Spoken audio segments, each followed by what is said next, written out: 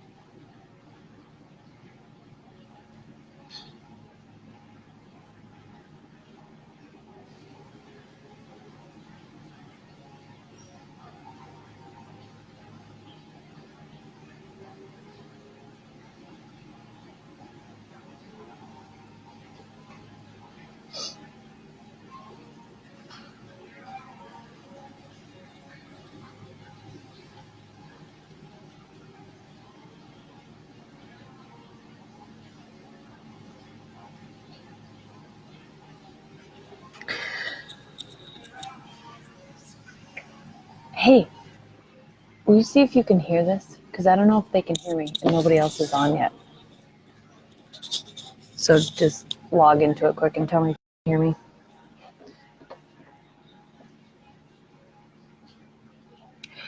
Hello, IX ambassadors. I am wishing you a very, very happy Wednesday from BES Lighting in Rapid City. This place is gorgeous, and so if you're ever bored and need a pick-me-up on any random day, or just a beautiful place to hang out, you should come to BES Lighting. It's in Tuscany Square. They also have a bistro here with a crazy good menu of like keto food and, oh, you can hear me good, keto food and fun food and like coffee stuff, all kinds of amazing stuff. We happened onto this place, Shelly and I, today on accident, and it was a very happy accident. So I am sitting at one of their tables, actually, that's on display, talking to you today, because the very kind, wonderful women here said that would be fine. And I told them that I would do a plug because we're sitting here. So today, first I have to do announcements. Let's see, what are my announcements? Rachel is overseas singing to the world.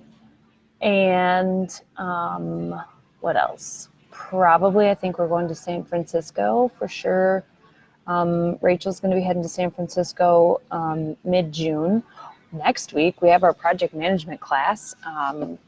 Quite a few people signed up for that, so that's awesome. And then IXAF webinar is next Tuesday at 6. That webinar is free, so if you haven't signed up for it, you should sign up for it immediately and learn all about what the IXAF certification does for you, because it's not about me, it's about you. And so what do you gain from getting the IXAF certification? And let's see, so a project management class, IX certification webinar next week. And what's happening? I think that's almost it. Some very important things are happening in my life. Update on my knee. It's still very busted, but not really busted. It's just not good. So I'm working on that. And Shelly has decided that her arm is just no longer broken. So I really hope that her doctor is not part of our group. Sorry if you are. But Shelly just decided her arm's not broken anymore. So that's good news.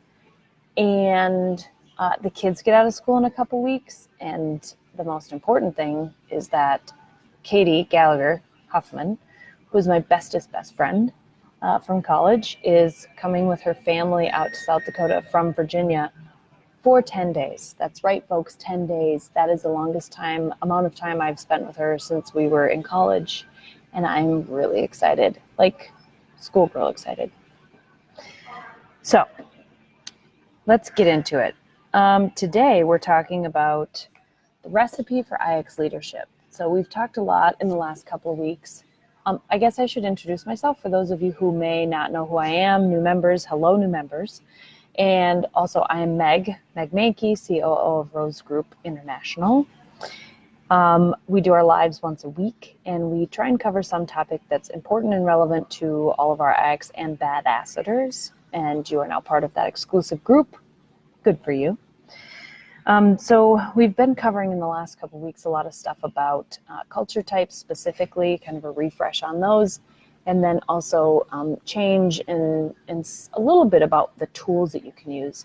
And Shelly and I were talking about it, and I said, this week I really want to, in the next couple of weeks, I really want to focus on some actionable and practical things that you can do to employ some of this IX goodness. And also, I thought, Shelly brought up a good point. She said, all these people probably have the book. Oh my gosh, the biggest announcement. I'm sorry, I just thought of this. Our book is out on audiobook, so you can get it on Audible or on iTunes. So go out and grab yourself a copy of the audiobook, and that will be good because then you can listen to it. You don't have to read it. So anyway, Shelly said, a lot of these people have the book, but if they don't have time to read it, don't take time to read it, don't make time to read it, for those of you who need an accountability checkup. We should talk about some of the things that are really practical in the book. So that's what I'm going to do today. So the theme for today is really, what is the recipe for IX leadership? And most importantly, how do I get there from where I am now? So on page 12, there is the 8 steps of IX leadership. And there's a quote on there from myself. It says, tools are wonderful if you know how to use them. And then, of course, you have to follow that up with if you actually use them. So the first real step in using IX leadership and understanding it fully is, you have to learn it yourself, know something about your culture type and understand how you're processing change.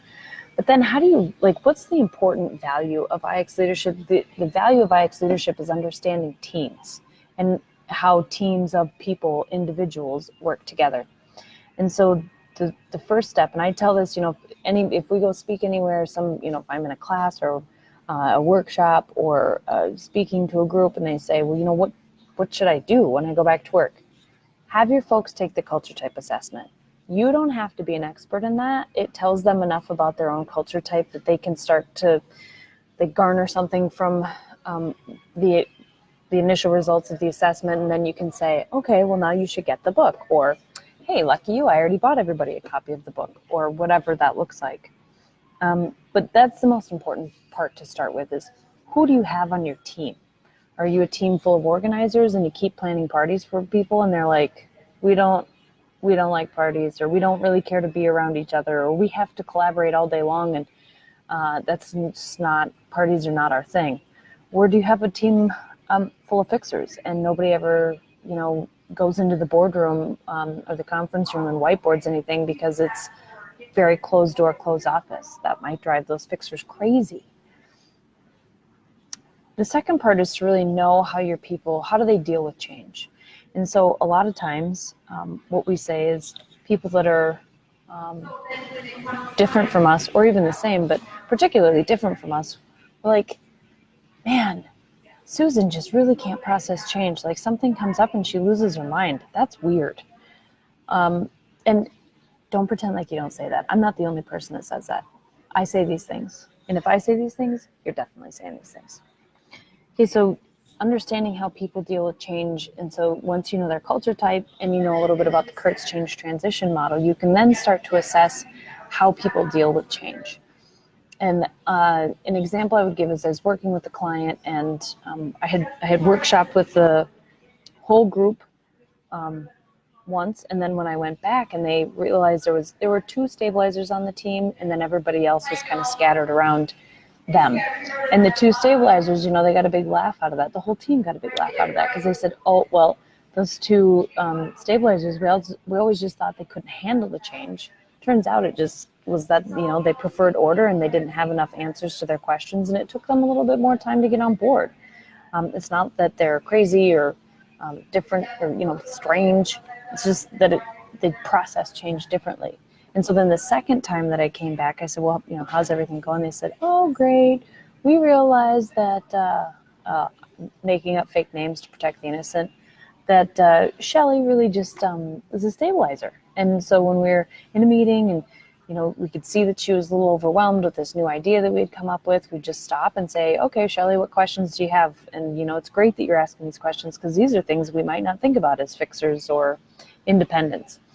So they really were able to, once they understood the culture types and the differences in all their culture types, they were able to use it, actually. So that's awesome. The third thing is to know how culture types affect transition. And so that's what we talked about. And then to get your mindset on IX perspective.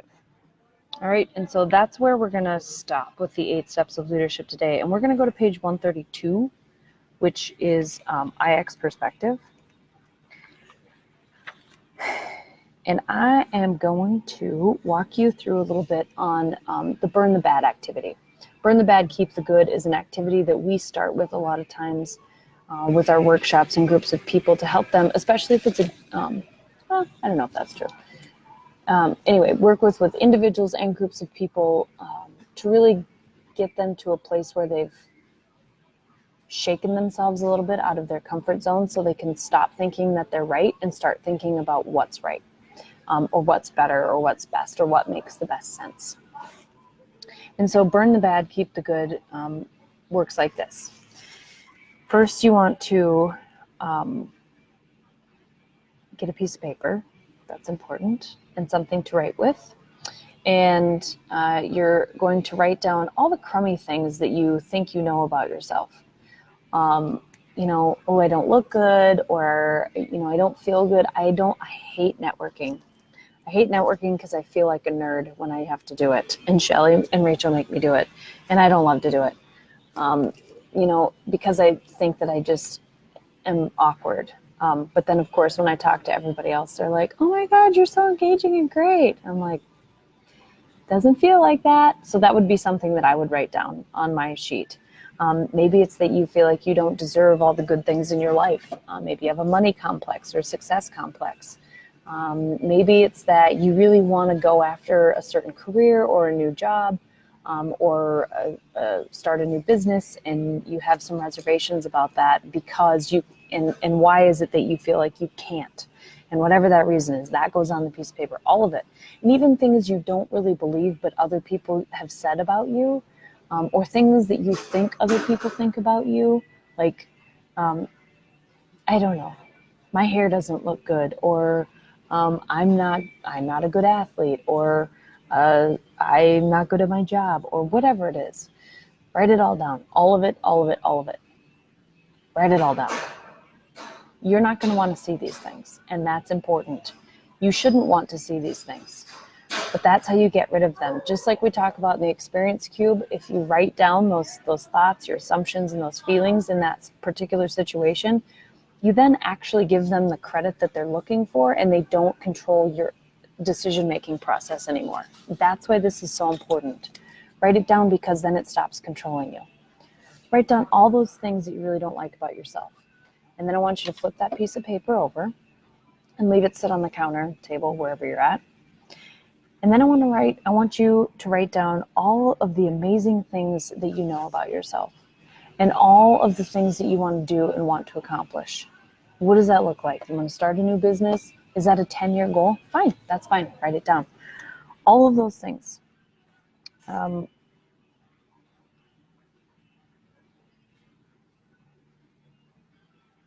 Yeah, sorry. I'm just looking through the book to see if there's anything. I thought there was something in here that I wanted to read.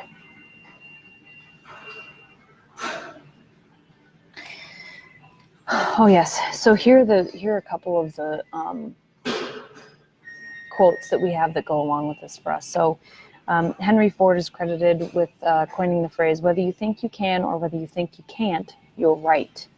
So whatever you're going to write down on that new, whoever you are as a new person, you believe in. You believe that that is actually going to be what's happening for you next. Right? And so if you think, well, I can't write this down because I can't get it done, or can't, then you're not going to write it down, and damn it, you're never going to do it. So write it down. Even if right now you don't know how you're going to do it or if you can do it, you can do it. I'm telling you, you can do it, whatever it is. If you want to march into your boss's office and demand a conversation about your salary, that seems scary and ridiculous and overwhelming. And who does that? You do that if you want to do that. Whatever it is, write it down. Now I want you to pick up that list, all that bad, ugly juju things. You don't want to pick it back up and open it, right? Because you're like, I don't want to see this again. I don't want to see that I'm not good at networking, because I know it's true. And if I know it's true and I promise myself I'm going to work on it, then I have to do it. I'm going to open it back up, but I'm going to open it back up one more time. I'm going to look at that list of bad and I'm going to say, okay, Meg, this is all really true. You really doubt yourself in all these ways. And then I'm going to write down the other 5 that I really didn't write down. Like the really deep ones that kind of hurt your soul, that you really don't understand why you even think about them anymore. What are those? What are those things that you don't want to believe? Write those on that list. And then you're going to take that sucker and you're going to fold it up. And you can fold it or you can crumple it or whatever you want to do. And then you're going to find a safe place and you're going to burn it. You're going to burn that list and you're going to burn all the feelings that go along with it, all the doubts. Now, are they really all going to go away? Yeah, they are. That's the point. You make them go away by doing that. And then you're going to take out that other list, the list of good, awesome, important things in your life, goals, people you love, things you want to do, things you really appreciate about yourself. And you're going to put it somewhere where you can see it every day. Or even if you're not going to see it every day, someday you're going to find it and you're going to look at that and you're going to say, holy crap, I actually did a lot of these things. So hang it on your mirror in your bathroom, put it on your nightstand, maybe put it in your car. You could tape it to your steering wheel. That just reminded me of a really funny story about my aunt. But anyway, that's for another day. You could tape it to your steering wheel. And maybe it's something where, put it in a place where you do your most reflection for yourself. So maybe that's in your bathroom. Maybe it's when you're running. And so maybe I should set it next to my watch or inside my shoe. And then I pick it up and look at it. And then I put it on my bed, put my shoes on, go for a run, put it back in my shoe. So I see that every day when I go for a run. Put it somewhere that's positive for you, somewhere that you reflect and think about things. Or if you're kind of one of those people where you find like you're like, oh my God, I can't believe my boyfriend is one of these people. I can't believe I just went through that process with you, but I did it, and thank you. That was uncomfortable for me, but I did it. So then he put it in his wallet. He folded it up really small and he put it in his wallet, and he happened to pull it out about 6 or 8 months later. And we had, I shed a little tear. He didn't. About how crazy it is that he actually met some of those goals on there. And so he was actually really excited to fold it back up and put it back in his wallet and see what it would look like in another 6 months. So if you're that kind of person, hide it from yourself and you'll find it in a book or in your wallet or in your purse or, I don't know, in some stack of papers in your office someday, and you'll be like, oh my God, I can't believe that worked. So that's how burn the bad, keep the good works. And the point of that is that you are really learning to accept not who you thought you were, not who you think you have to be, not who society says you have to be, but who you want to be. What does that image look like? Who do you want to be? What do you want to feel like? And so that's what you gain when you use the burn the bad, keep the good, and really get your mindset into IX perspective. And what does it mean to be confident in myself and give enough of a shit about myself that I can go lead others confidently? Because why are we not good at being leaders? Because we doubt ourselves. Because we think, well, I don't have any business telling you what to do. I mean, do I have any business telling all of you what to do? I don't know, there might be a lot of people that think I don't. And you know what? I don't care, because I feel really good about who I am and what I'm doing and why I'm doing it. So that's what's really important about IX perspective. Another thing about IX perspective is the people you surround yourself with. And so Rachel says, and this is in the book, if you're in a room with 5 millionaires, you're the sixth. If you're in a room with 5 smokers, you're the sixth.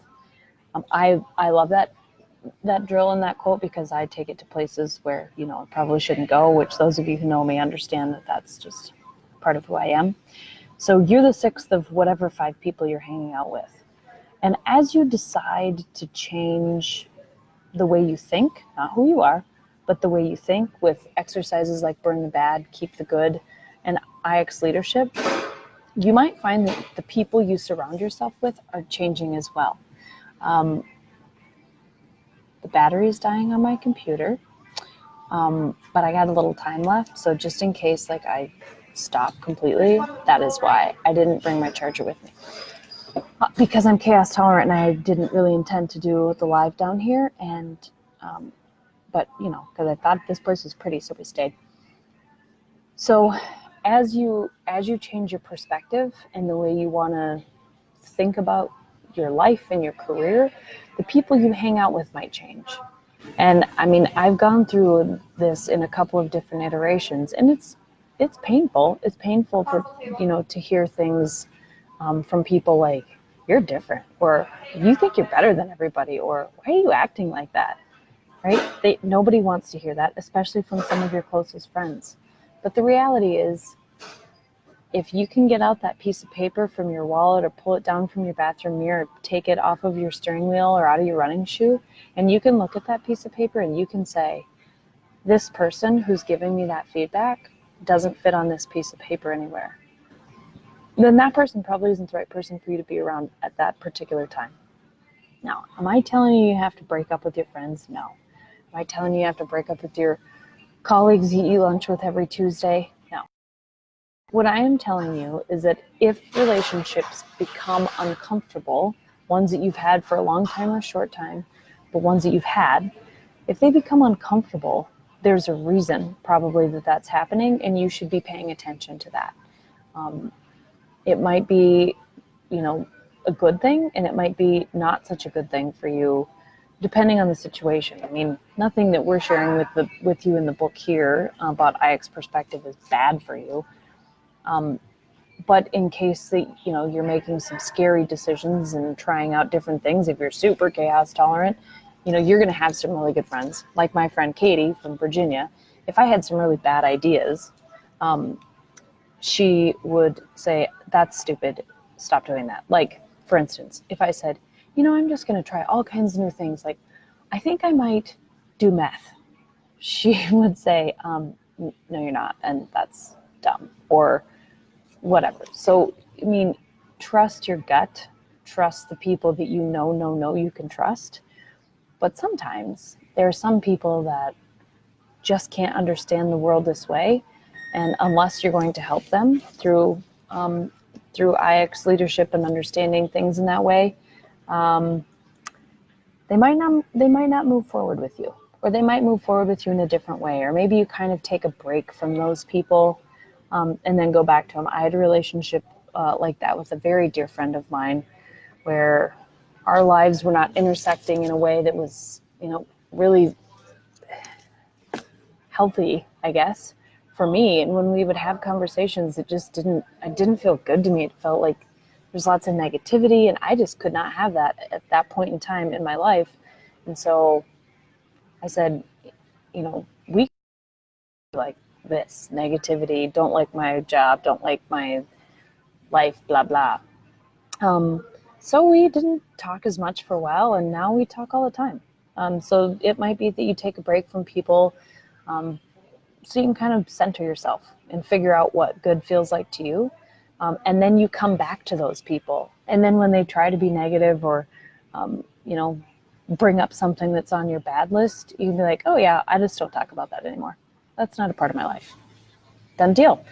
And if you've done all of the work you need to do to get there, then saying that doesn't feel like it hurts as much. Because when you're saying it, people kind of take it personally, right? Like, oh, you're too good for us. No, this isn't about you. This is about me. And this is about the choices that I'm making in my life. And I still love you and think you're great. I just don't talk about that thing anymore. It's no point. And if you want to know more about that, I'd be happy to tell you why I'm at that point in my life.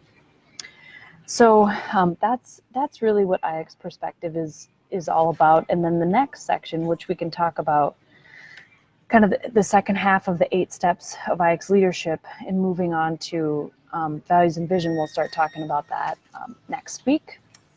So I'm going to flip over to the questions. So I'm going to give you a battery status update. 13% remaining, 16 minutes. I think we'll make it. Okay. So we have 3 questions this week. And the first one, I will go with the one with the least amount of votes. So this one is, how can you that will really allow you to take advantage of culture types and the KCTM? Well, I think we probably pretty well covered that with all the stuff I just talked about with the IX perspective and the burn the bad, keep the good exercise, and knowing really how to be true to yourself and what's important for you. Okay, so the next one, what does it mean to be an IX leader, company, or human?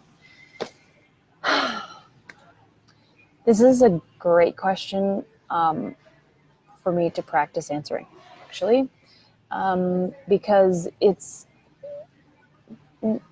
Rachel and I created it. It's so, what's the word?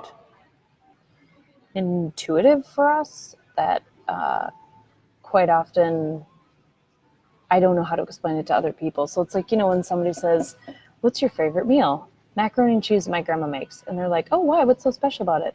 Absolutely nothing, but my grandma makes it and she's amazing. So it's kind of like that. It's like, why is IX leadership important? Because it is. How come it is? Because it is. Because we made it. So I think what it means to be to be an IX human, company, or leader is first and foremost that you adhere to the Mad Hatter principle. And you say, you know what, I'm going to give everybody a little bit of grace. Doesn't mean you get treated like crap, but it does mean, or you allow that to happen, but it does mean that you give people the space to do something different than you anticipated and find out why they did it, instead of assuming you and that they were doing it for with nefarious intent, really to muck up your day, because we all know that that's not really what's happening. And so I think the first real rule of IX leadership is Mad Hatter principle. You don't get to assume other people are being mean to you on purpose, and you have to ask follow-up questions about why they might have behaved the way they did. And it's really a gift to yourself, because it takes a lot of stress out of trying to navigate other human beings' thoughts. So I think there is like a buzz of stuff going on around here. Hopefully you're not picking up a ton of background noise. So I think that's a first real rule. Like, if you took nothing else out of IX leadership, I think it's to give people grace. I also think it's really important to be genuine. And I don't mean genuine in the sense of like, there's all this stuff about authentic leadership. Well, yes, of course, that's important, because duh. But I mean genuine in the sense of like, people are always so taken aback by, well, to use other people's words, what comes out of my mouth. And not the swear words, because frankly, at this point, that shouldn't be a surprise to anybody. But more like, gosh, you just tell it how it is. Well, yeah, because why wouldn't you? Like, we're all really, really busy. Why take the time to, meander around real issues or real topics? If your shoes are awesome, I'm going to be like, your shoes are awesome. I don't care who you are. You could be Angelina Jolie and you could look disheveled in Target. And if I happen to see you there, I'm going to say, your shoes look awesome. And if you have a boogie in your nose, I'm probably going to tell you. And if I have an issue with something with you at work, I'm going to schedule a meeting and sit down and say, you know what, Angelina, I'd really like to play the part opposite of you in your next big film, but I just don't think that our personalities mesh, or whatever the real situation is. I just don't think there is enough time in the world for all of us to pussyfoot around issues that can just all of them in some way or another. Now, it takes a certain amount of bravery, or for people who are order tolerant, you can think of it in a different way. It takes a certain amount of order. You have to have all of your stuff in order. So if you have to go have a meeting, if you feel compelled to have a meeting with a supervisor or something, well, just go on and do it, but feel organized, feel ready, and then you will do just fine. So I think that's really some of the key things of being an IX leader, company, or human. What real-life quick exercises can I start doing right now to start applying IX leadership to my life? Okay, well, I guess I answered those two questions together. So Mad Hatter Principle, read up on that. I don't know where that is. It's in the book. So Mad Hatter Principle, read up on that. I think that's an excellent real-life tool to start employing immediately. And it's not hard. It's literally a mindset change, which isn't always easy, but it's an excuse for us to, it's an easy excuse to get rid of. I'll say that. If you're really going to intentionally do it, it's kind of like sit-ups. Like doing sit-ups every day is not hard. We just all don't love to do them. But it's not really hard to do it. Mad Hatter Principle is the same way. And sometimes you're going to fall off the wagon, so to speak, and you're going to have a bad day where you are pissed at everybody and judge people and think that people are out to get you. And then the next day you'll get over it and it'll be fine. That's okay. You don't have to be perfect, but just start. You have to start somewhere. So Mad Hatter Principle is a good one. Burn the bad, keep the good. That's a great one to get started with IX leadership. I think another one is the GSD triangle. But I'm not going to talk about that one a lot because I think it's later on and we'll probably talk about it next week. Yeah, it's on page 168. And so GSD triangle is another great one. And so is the accountability loop. Oh God, I'm getting the blue screen of death. Accountability loop is another really great tool for to start using IX leadership mindset right away. Okay, well, I don't want to leave you abruptly, so I'm going to get off of here before this thing dies. Thank you all for joining today. Our audio book is out. Don't forget, you can grab it on Audible or on iTunes or go to Amazon. You can pick it up there where our book is located. Audible, of course, is nested into Amazon world, so you'll find it somewhere. Project management classes next week in Rapid City. Don't forget to sign up for those. Also, IXAF free webinar to learn more about our IXAF certification is next Tuesday night, 6 p.m. Mountain Time. Gosh darn, there was something else that I thought of that I wanted to say earlier, but I don't know what it was. If I think of it, I will. I'll definitely post it on here later. So keep IXing. We'll talk to you next week. More goodness about IX perspective and the recipe for IX leadership. I hope you all have a fabulous rest of the week and a great weekend, even though the weather's supposed to be marginal. But it's still going to be great because it's not supposed to snow. It is, but we're going to pretend like it's not. All right, take care. Lead powerfully. Change the world. Bye-bye.